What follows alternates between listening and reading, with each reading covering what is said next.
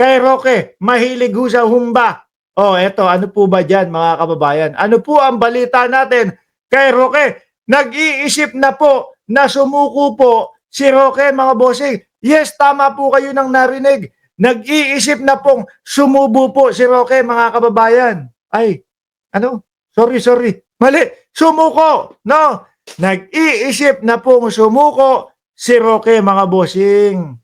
Sorry, nagkamali lang ako. Sumubo. Magkaano kasi, magkatunog po eh. Yung humbakla o tapos humba. Magkatunog po yung sumubo at sumuko. Ngayon, dito sa balita na ito, mga kababayan, ang iniisip ni Roque lays alternative plan. Siguro nakakaramdam na po na yung kanyang asylum ay mukhang wala na, taob na, hindi na maaari, no? Mukhang panis na, mukhang ramdam niya na, papalapit na ng papalapit yung oras niya. Eh sabi ko naman sa inyo mga kababayan ang ipinagyayabang at ipinagmamalaki lang ho ni Roque mga bossing yung oras na palugit na habang binabasa yung kanyang asylum, habang nire-revisa yung kanyang asylum, yun lang ho yun. No, pero kung sasabihin mo na, okay yan. Yung sasabihin mo na, kampante siya, mapagbibigyan yan. Wala akong ganun mga kababayan dahil alam niya sa sarili niya, matalino naman ho yan. No? Matalino naman ho yan mga kababayan. Alam niya sa sarili niya na pagsisinungaling yung idinadahilan niya doon sa Netherlands na hindi totoo yung sinasabi niyang dahilan na kasi po ako number 1 supporter po ako ni dating Pangulong Duterte kaya po ako ngayon ay ginigipit ng bansang Pilipinas. Surrender! File a petition for bail. Mukhang mahirap ho ito, Roque. Ano kung iniisip niyo po iyan? Baka mamaya kapag nasa Pilipinas na kayo, tapos nagre-request kayo na babayaran yung bail ninyo. Tapos sasabihin, ay hindi yung kaso niyo po kasi talaga, walang bail. Ako ho, naniniwala mga bossing, no? Pwedeng i-correct nyo ko kung mali. Pero ang paniniwala ko mga kababayan is, kung isa, no?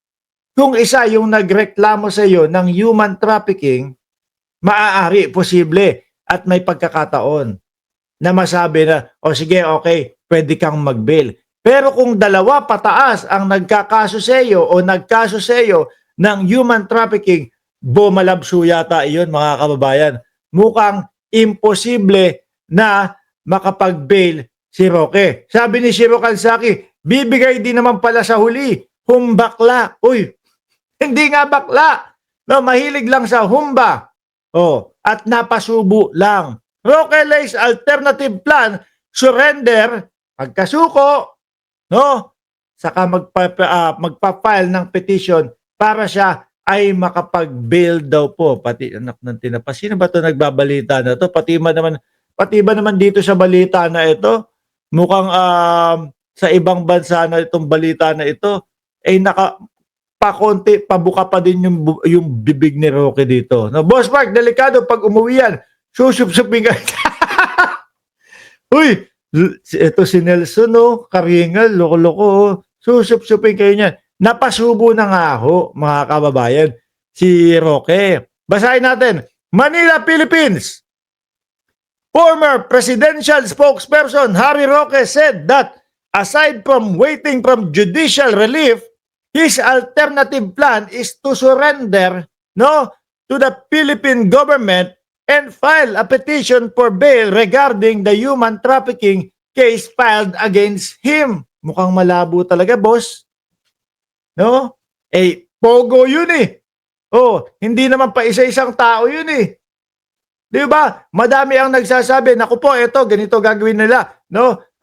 Tatawag, hindi si Roque mismo. No, pero yung mga nasa ilalim nila, tatawagan kami, sasabihin, operan kami ng magandang trabaho diyan sa Pilipinas, no? Kunyari, Malaysian citizen, Chinese citizen, yung mga galing ng mainland, operan kami ng napakagandang trabaho. Tapos pagdating doon sa Pilipinas, yung pala, dadaling kami, ilalagay kami sa Pogo. Yari, no? Tas pag nando'n na kami sa Pogo, pipilitin na kami na magtrabaho ng illegal. Pipilitin na kami na makipagtalik, pipilitin na kami ng mga ganito, ganyan. Hindi na namin makakausap yung mga kamag-anak namin. Eh, ang dami ho nun, mga bossing. Talagang subong-subo ho kay Roque to, mga kababayan. Subong-subo si Roque dito, mga kababayan. No? Pero ang kagandahan po ng gagawin ni Roque ay maipaglalaban niya na yung kanyang sarili. Ang kagandahan po ng gagawin, mga kababayan, ni Roque, magkakaroon siya ng tsansa na maipaliwanag sa mamamayang Pilipino kung ano ba ang talagang totoo. Hindi yung ganyan, tinatakbuhan niya. O sabi sa inyo ano ending niya? Kung sakali na magtuloy-tuloy ang pagsuko ni Roque, mga bossing, pinahaba niya lang yung problema niya. Di ba? Sa araw-araw po na nandiyan siya sa Dahig, sa araw-araw na nandiyan siya sa Netherlands, ang nasa isip niyan, stress. Iniisip pa din yan ho, mga kababayan.